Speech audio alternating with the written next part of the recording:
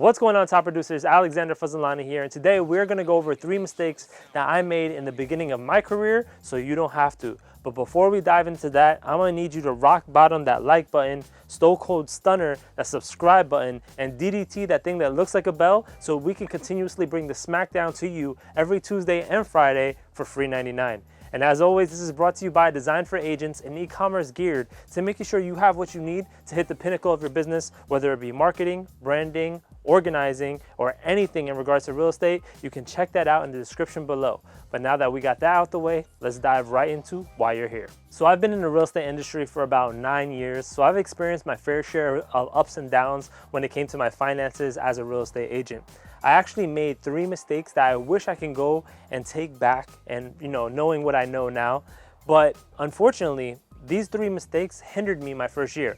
My first year I made negative $8,000. That means I spent way more money than I actually made, and there were some clear mistakes that I was making, but I didn't really have the guidance or anyone telling me what I can do to actually avoid them. So in this video, we're gonna break down those 3 mistakes and how to avoid them. So let's start it right now with mistake number 1. My first mistake that I made was I spent too much time on busy work and not money-making activities.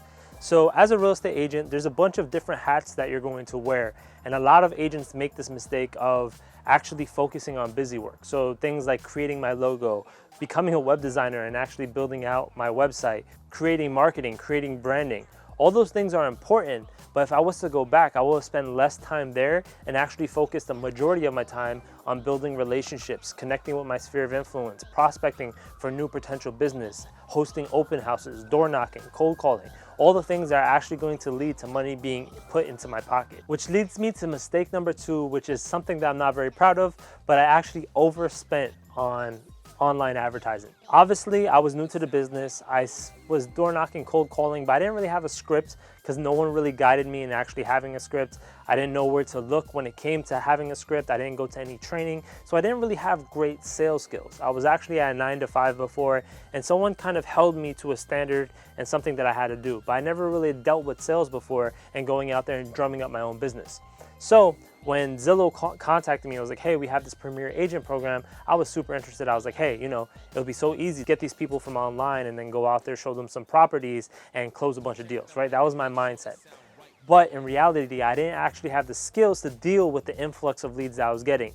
I didn't have the system set in place in regards to following up with these people, right? Turning them from a prospect to a client, then a client to a past client, and then a past client to a repeat customer, right? I didn't really have the systems that I needed. So when these leads came in, I was just kind of lost in the sauce. If I was to go back, I probably would spend a lot more time in my first year doing things that were free 99, like going to open houses, cold calling, door knocking. So I actually developed these systems so I wasn't overspending for advertising that I wasn't going to be able to convert, or I probably would have went to more trainings or sales trainings right off the bat, so I actually had the skills to convert these leads and the systems in place when the leads came in. Which leads to my last but not least and most detrimental mistake, which was I was too proud to ask for help.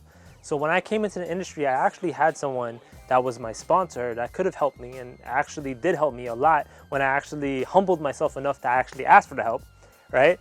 But I didn't really have a mentor. I didn't really have someone that I wanted to go to or felt comfortable going to because I felt bad. I felt like I should know it all. I should know this already.